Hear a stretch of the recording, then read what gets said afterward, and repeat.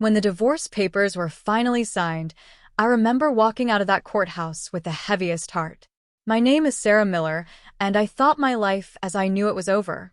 15 years of marriage had just dissolved into silence and signatures, leaving me with an empty house, an empty bed, and a heart so shattered I wasn't sure it could ever be pieced together again. Divorce wasn't something I ever imagined for myself. I was the woman who believed in forever, the one who thought vows meant something unbreakable. But life, as I learned, had other plans. The first few weeks afterward felt like walking through fog. Every corner of my house carried a memory, some sweet, some bitter. The kitchen reminded me of Sunday mornings when my ex-husband, Mark, would flip pancakes with our daughter, Lily, sitting on the counter giggling. The living room whispered of Christmases past, with presents under the tree and family pictures on the wall. Now, those pictures were gone, packed away or destroyed, and the walls seemed to echo with emptiness. I tried to stay strong for Lily, who was only 12 at the time. She needed me, and I couldn't let her see just how broken I felt. But when she was asleep, the loneliness came crashing in. Nights were the hardest, when the house was silent, and I was left with my thoughts. I would lie awake, staring at the ceiling, wondering if I had wasted the best years of my life on someone who never really valued me. It was during this time that I started noticing my neighbor more often. Well, not my neighbor exactly, but his son. My neighbor, Mr. Thompson, was an older gentleman who lived next door. His son, Ethan, had recently moved back in after graduating college. He was helping his dad with house repairs and yard work, and I would see him outside almost every day. Ethan was polite, friendly, and always waved whenever our paths crossed.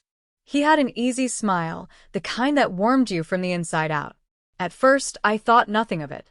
He was just the neighbor's son, a young man starting his life, while mine felt like it was falling apart.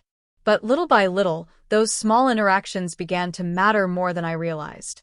One rainy afternoon, I was struggling to carry groceries from my car when Ethan appeared out of nowhere, offering to help. He grabbed half the bags with ease and walked me inside. The moment we stepped into my kitchen, dripping with rain, I felt something shift. It wasn't romantic, not then, but it was comfort. Someone was there. Someone cared enough to notice me. "Thanks," I said, brushing hair from my face. I didn't realize how heavy those bags were. Ethan smiled. "No problem at all. My dad always says neighbors are supposed to look out for each other." That night, for the first time in weeks, I went to bed with a small smile on my face. It felt silly, almost embarrassing, that such a small gesture had lifted my spirits. But when you've been living in shadows, even the faintest light feels like hope. As weeks turned into months, Ethan and I crossed paths more often. Sometimes it was just a wave across the yard. Other times, we'd end up chatting at the mailbox or in the driveway. He had an easy way of talking that made me forget my worries, if only for a little while. I learned he was 24, fresh out of college, and still figuring out what he wanted to do with his life. He loved music, played the guitar, and sometimes I'd hear him strumming softly on his porch at night. One evening, I was sitting outside, nursing a cup of tea, when his music drifted through the air. Without thinking, I called out, "That sounds beautiful." He looked up, startled, then grinned. "Thanks. You like old songs?" I nodded, and before I knew it, he was playing a soft tune just for me. The melody floated across the night, mixing with the sound of crickets and the rustle of leaves. For the first time in so long, I felt peace. It wasn't long before our conversations grew deeper. We talked about everything: dreams, fears, heartbreaks, and second chances. I told him about my divorce, about how lost I felt, and he listened without judgment. He shared his own struggles of feeling uncertain about his future, of wanting to make his dad proud but not always knowing how. Somehow, we found comfort in each other's honesty. One afternoon, when Lily was at a friend's house, Ethan stopped by to return a dish I had lent his father. We ended up sitting in my kitchen, talking for hours. I laughed harder than I had in years, the kind of laughter that makes your stomach hurt and your eyes water. It felt good, so good that I almost forgot the heaviness I had been carrying. That night, As I lay in bed replaying our conversation, a thought crept in that both startled and thrilled me. Ethan made me feel alive again. Of course, doubts immediately followed. He was younger. He was my neighbor's son. What would people think? But as the days passed, those questions mattered less than the way he made me feel. The turning point came on a particularly rough day. Work had been overwhelming, and I had gotten into a small argument with Mark over co-parenting. I came home exhausted, fighting tears. When I stepped out onto my porch, Ethan was there, strumming his guitar. He looked up, saw my face, and without a word, set the guitar aside. "You okay?" he asked gently.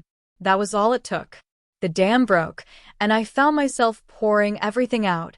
My fears, my frustrations, my loneliness. Ethan didn't try to fix it or offer empty words. He just listened, his presence a steady anchor in my storm. When I finally calmed down, he said softly, "Sarah, you're stronger than you think. You deserve more than what you've been through. It's not too late to find happiness again." Something in the way he said it pierced through the walls I had built. Tears slipped down my cheeks, but this time they weren't just of sadness. They were of release, of hope. From that night on, something changed between us.